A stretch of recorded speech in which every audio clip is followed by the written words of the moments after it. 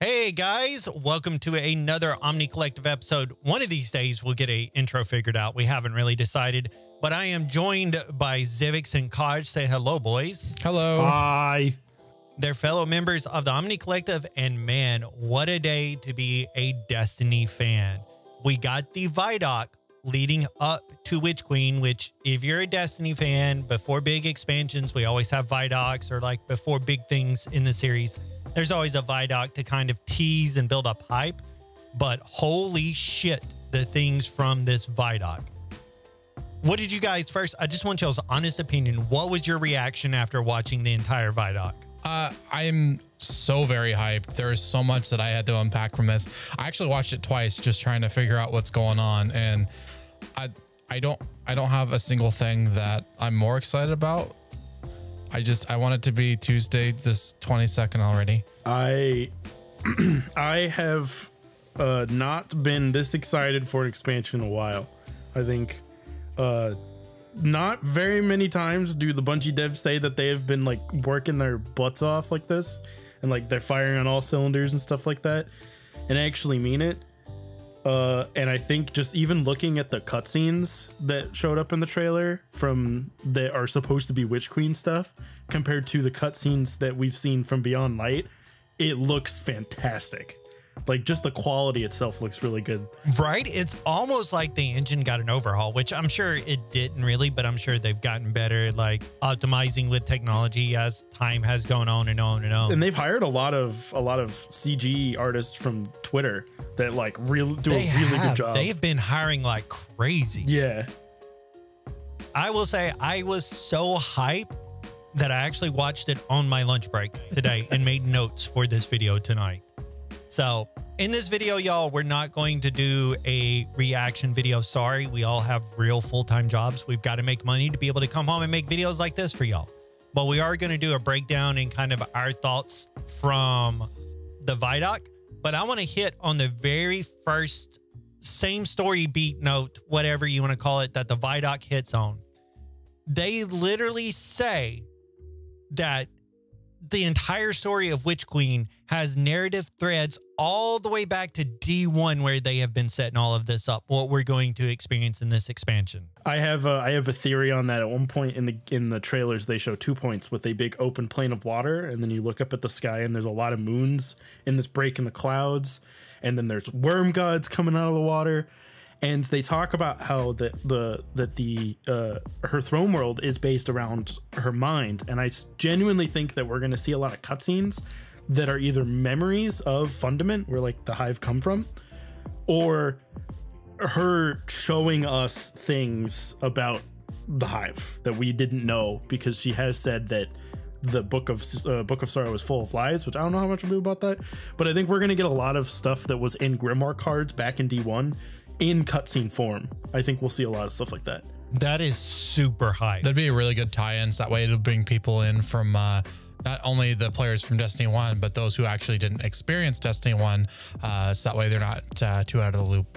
I just like the whole thing. Like it's a running thing in like this ViDoc in what we've known going into Witch Queen and everything, that literally like our concept of light and dark is about to be thrown out the fucking window. Yeah. they're setting up some really big reveals, and it's gonna be great. I don't know how much of it is like gonna be legit, because again, I don't trust Savathun for a second. But yeah, I expect some pretty crazy revelations to come out of this next year in terms of now in the actual drop, and then in the seasonal story. I bet we're going to get a lot. I think we're going to have a lot of stuff that we all know right now is going to change drastically over this whole year. I really think so. I think another cool thing, and a couple other people pointed this out on like Twitter and stuff, is that this seasonal story coincides with the actual DLC drop, and it's supposed to be exactly parallel.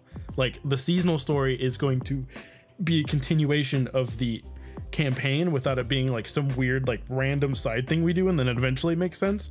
It is literally just like we are fighting the Lucid Brood. That's it. And I really like that. That is just totally insane to even think about. Yeah.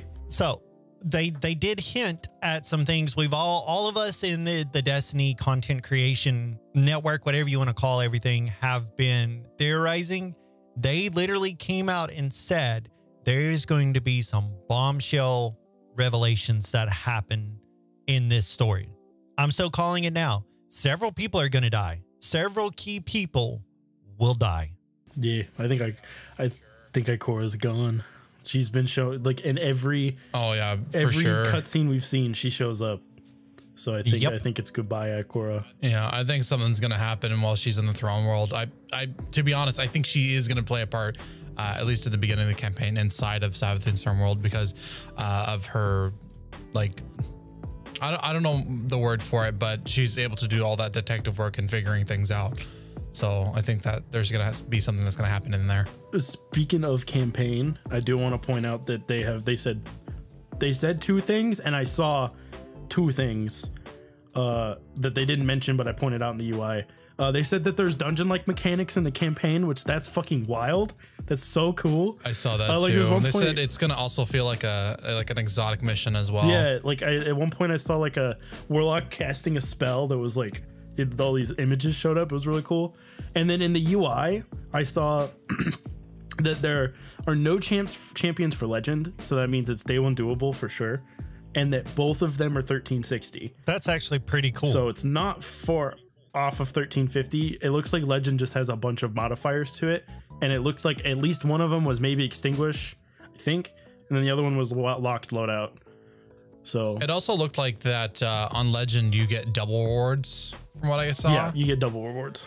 That's actually really cool that we finally get a campaign hardness difficulty chooser. That actually makes me excited because I am one, like if I'm going through like Doom or a lot of other games that are like story driven, and I will say Destiny is still very story driven just as much as it's loot driven for the gameplay cycle. I like the fact that I can make it feel difficult. I can make a challenge for myself while playing the game. And that's what a lot of people I know personally I've wanted from Destiny is a challenge when playing it. And the last time we had difficulties for the campaign missions was D1. And that wasn't like a crazy big jump in the long run. This looks like it's pretty hard. It's not going to be like dungeon level hard, but it looks like it's going to be like kind of in between. And it also looks, I was reading that it scales via how many people are in your fire team. So it will be harder with 3 people than it will be just one. Look, I would love if it was 4 or 5 people. That'd be really cool. We can always really wish and hope 6-person for campaign. that. So speaking of, like, since we're talking about the campaign and what they showed in the ViDoc where they were choosing between the difficulties, I'm excited to see, did you see the actual universal location that those campaign like launch options were on? Yeah, it's on Mars. Yeah, the director showed Mars for it. That is really, really exciting. And kind of jumping back into the story beats here, I like how they're kind of teasing, well, is Savathun going to actually help us out? Question mark about some things, because they're alluding to, like, if you're in the throne world, like the dark swampy areas with the older hive engineering, the older hive structures represents a dark past or a time without the light for Savathun. And like the Lucent Brood and all of the Lucent Brood's like citadels and everything in the throne world are representative of her light side. So I kind of like that parallel that's being teased there. Because I still say Savathun is not the big bad that we think she is ultimately in the entire storyline. I feel like we're going to have to fight Xivu Arath at some point. I don't know. I don't have a good feeling about like we're going to be fighting Savathun. I don't think that's what this is going to be about, because they've been hinting at Xivu Arath doing stuff this whole time. So I'm really curious to see where she's going to come into play with that. I personally have no clue what's going to happen, because I think that they're setting this up as like with all the bombshells that they're saying is that I think they know what the community expects. And I think they know that that's kind of what everyone expects, which is Xivu Arath and Savathun being good and all that kind of stuff. I think they're going to fucking smack everybody in the face with something that no one expected. And everyone just be like, whoa, oh my God, like something crazy. I really hope so. Yeah, I'm really hoping for something crazy. I think it would make sense if it's Xivu, and I don't think I'll be upset if like Savathun ends up being kind of like a neutral party and then all this other stuff. But I would be happier if it's something that nobody expected. Same, honestly, same. Like, I am all for a twist happening, because if anybody has been following Omni Collective for a while, y'all all know how disappointed I was when Osiris turned out to be Savathun. Like, that was so cliche to me. But that's just the lore nerd, storytelling nerd in myself. Savathun is sus? Oh my gosh. Osiris? No, stop. So, Among Us. speaking of new seasons running parallel, Season of the Risen. This is exciting. Like, I'm glad we're finally going to get that parallel storytelling to what's going on in the campaign also, because it has been such a jarring thing that we go in and we play the expansion campaign and storyline, but then the season feels like it is so disconnected from everything we just experienced. We're all just kind of like, huh? I also really like the name. Like, Season of the Risen sounds fucking cool. It makes sense, yeah. And then I also I think what we're gonna see is because there's a big Avengers scene at one point with like 8 different famous Destiny characters all on one screen.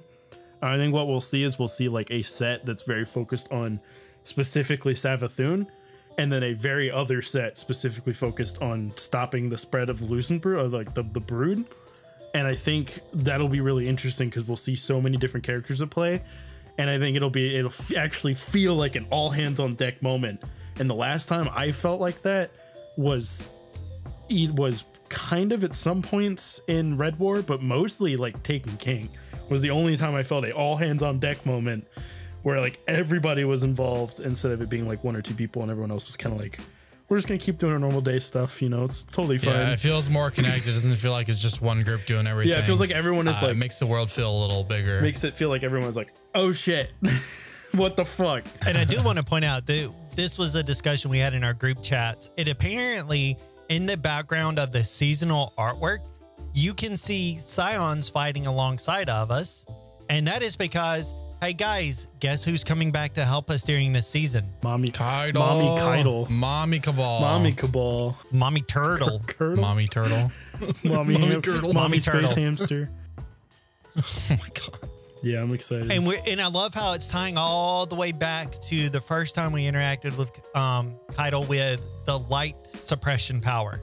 Like, we're going to have to use that to fight against the Lucent Brood. I'm really excited about that, because then that even ties stuff to D2 campaign that like they've kind of hinted at for a while, is that this is something that's going to come back at some point, and it hasn't come back the way I thought it was going to be, which was I thought that was going to be used against us, but we're actually the ones using it. And see, that's where I come from, thinking that Xivu's going to be the big bad, because Xivu destroyed, and I know I'm butchering that name. I'm tired, guys. Xivu actually like completely obliterated the Cabal homeworld. And so now Kydal's like, nah, fuck you, bitch. I'm coming for you. I mean, Xivu is basically the god of war for the Hive. So, I mean, to be honest, I'm not surprised. War fucking moons. Ooh. Right? So, and the glimpses we saw from like the seasonal armor in that artwork does look hella cool. It looks really nice. I'm not going to even lie. It actually looks clean. Even the DLC, like the Witch Queen armor that we keep seeing in the trailers. For once, I'm kind of like, that's a cool armor set, Bungie.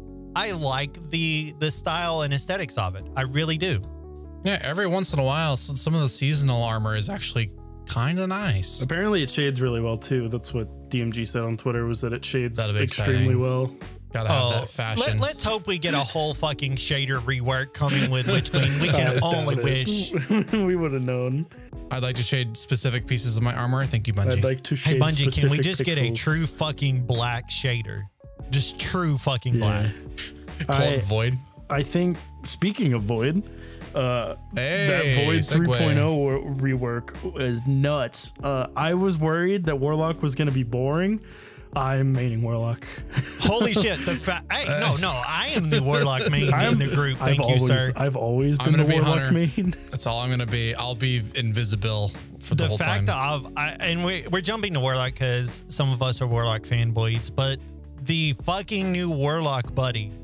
Oh yeah, the And it's sentient called black little hole. black Child hole. of Old Gods. It's super nice. I'm really excited for the new Warlock boots. That is going to be, depending on how good yeah. Those look really good. depending That's on for the how good empowering they rift. are, is going to be so much. It's gonna be what I run mostly. I ain't gonna lie. I hope when they come out, they're busted as fuck, and Bungie doesn't ever touch them in They're PvE. they're gonna touch them in PvE. For sure, they're gonna touch them. I think another really cool thing was with the weapon crafting. It looks very interesting. Like the Masterwork perks looks really cool. Like if you look at some of the perks, you've got like subsistence twice, and you've got subsistence, your normal subsistence, and then subsistence, but it has like this like yellow kind of border to it, like almost like it was masterworked. And I'm really interested by that. And it also looks like it costs a lot of mats, but I think I saw on Twitter that they're separate from our actual inventory, that they will be like a thing that we just have, that when we go to it, it'll be like, oh, you have this. Kind of like how. And I'm cool with them costing like extra mats. It gives something for players that are grindy players like us when a season comes out that'll literally just play it nonstop every day. Yeah. Something to use all this material and the economy we're gathering to actually spend it and do something useful with it. And they pointed out that it's going to be grindy. The weapon crafting is going to be grindy, but not like absurd. It's going to be like a good middle ground. Like, do we have to do some grinding, but it's not going to be like 6 days worth of grind just to get a gun, you know? It's not gonna feel like Warframe is. Yeah, pretty much. Oof. But I mean, speaking of like the weapon crafting and everything, the fact that we can actually target specific roles again, like when the menagerie first came out via crafting, that actually makes me excited. Like that gives me something I want to go play the game to do, is to be able to target those roles. And just imagine, this is just Void. Wait until we see the other two subclasses. No, Solar. Oh my God. Solar Warlock. My baby. So much fun. But speaking of weapons, they talked more about the glaives. I saw that. And we got to see a lot more of the glaives in action. So going back to our previous like theorization video where we put it out, I think last week or the week before, we were debating whether the glaives would be legendary or exotic. It is 110% now confirmed. They are an exotic weapon for each class. Yeah. They also have a legendary version as well. Yes. Yeah. So they have one for each class and then just a regular legendary one. And I love the fact that you can actually be like a team medic. So say you're playing like a support warlock, you can run out there with your glaive, throw up a shield and res somebody, which is going to make it's going to shake up the entire meta for like Grandmaster Nightfalls and everything. Yeah, it depends on how good the glaive is also normally, because I think if I mean, fingers crossed, we want it to be good. The glaive's melee, depending on how good it is, I feel like is going to be a little not that great, depending on how much damage it deals. But I think the rest of the utility it provides is going to be great, like the shields, the mid range. I was seeing that one of them rolls with kill clip, and then you could also roll it with grave robber, which if it activates through the normal melee hits, that's just perfect synergy, which I would assume that's what they're doing. So I'm excited to see what comes out of it. I just hope that the melee doesn't suck, because it is kinetic. It's not paired with a element, so that's the only worry I have. Yeah, I think, and also having it in first person is going to be an interesting experience as well. I think it'll be fun. I think it'll actually be a true fun, and I can see somebody like Brocky Brock from the Omni Collective just going ham with a good glaive build. Oh, easily. We were talking about that before y'all came in. And the fact of, I ain't gonna lie, the new exotic SMG, I am just going to run that non-fucking stop. It looks like a mix of the Swarm from Outbreak Perfected on a Recluse. I really want to see if it synergizes with the necro grips. Ooh, that'd be really interesting. Yeah. The necrotic grips, if it synergizes well, oh my God. Depending on how it feels to use in gameplay, it might be my new favorite exotic. That is fair. That is fair. That is one thing we like. So the final thing I want to talk about tonight, as far as our like discussion and breakdown of the video, and if y'all have been watching this far, you've seen in the background, we've had the video playing. We'll have a link down in the description so you can actually go watch the ViDoc. Go watch it. I really highly suggest go watching it. The animation and details of the enemies, because Destiny's always had like good textures on its enemies until you got up really, really close and kind of scrutinized, or you kind of looked at their animations, kind of how we all know it. They've been kind of jank sometimes. Looking at what we've seen from the Loose and Brood and their animations, like when the Guardians are fighting them, it looks like we've gotten a whole new like skeletal rig. And that is one thing that I had noticed, like watching the entire like ViDoc and all the snippets of fighting with them. It actually looks like it's going to be challenging fights to fight these hive that have light. Yeah. It also, like, they have fucking drip. Like, they look so cool. I'm impressed with how cool they look. And if they don't let us wear their bodies as armor, I'm gonna be mad. Because that acolyte, imagine that as a hunter armor set. That would look so cool. Like, it would look so cool. I agree. The hive hunter looks incredible, and as a hunter main, I cannot be more pleased with its design. In fact, that I would rather be one of them than anything else right now. I do. I'm also betraying y'all. Sorry. I want to point out that the funny noise guy came back.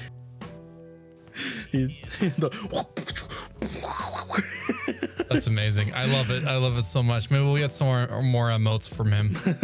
But I mean, that's how you know he truly enjoys what he's doing. Yeah, I want to talk Destiny with that guy for hours. Right? Like he seems really cool. I really want to meet him. He seems like he thoroughly like just enjoys Destiny for what it is, and that is what we're all here for. We all enjoy Destiny. And this final note I want to leave everybody on before I turn it over to the guys to see if they have any other further thoughts on the ViDoc. We can all now run suppression grenades. Yeah, fuck you, Titans. If I don't see a suppression artifact mod, I'm going to be upset. Fuck you, Titans. You ain't special anymore. So I'm going to turn the floor open now. So go ahead, talk about what you want, boys. I'm sure everybody would love to hear further on y'all's thoughts for everything. 3 words. 50 new weapons. 50 fucking weapons. 50 of them. And these aren't just like reskinned run ones. They're new. So we're going to have some new loot pools, boys. There's a couple that looks like they're coming back, but the mass majority of them look like they're new. Yeah. And then I think it's like 47 or 48 of them are new legendary ones. And then like 4 are legend or exotic. And that's it. So it's not like loaded with exotics. It's all almost legendaries. And from my coverage of the TWAB earlier this week, I think a lot of them are going to be based on the Forge companies. So that'd be Hockey, Amalon, etc. I think we're going to see a lot of different weapons from those manufacturers again. This is going to be great. It's going to be amazing. And I think there's going to be, I forgot the number, as the Cross came out with a video on it. And I don't remember the exact thing that he said, but there's apparently like another, they've said that there's like a certain amount, and the ones that we have in game right now, it's that plus 1. So there's like a new one that's coming in. I really personally want to see Tex Mechanica legendary weapons. That would be so dope. I'm with you there. That'd be really cool. Right now, I'm obsessed with Space Cowboy aesthetic, and so I really want them to come in. But I think I know which one it's going to be, and I always forget the name. But they made an exotic machine gun in D1, but we can all pray and hope that at some point in time they come out with a legendary line for Tex Mechanica, please. I want cool gun. I want basically Jacobs from Borderlands in Destiny. Just fan the hammer everywhere. There is one thing I want to note. In the ViDoc, there was a point. I think it's they were saying it's the first hive ghost you crush. There's kind of that little bit of a moral dilemma because you're used to a ghost helping you and you just crushed basically the same exact thing. So I wonder what that's going to do for our actual character development. Yeah, same. I also want to see what the ghost says about it. If the ghost is like, yeah, fuck you, or if you like crush it, he's like, bruh, what'd you just do? What the hell did you just do?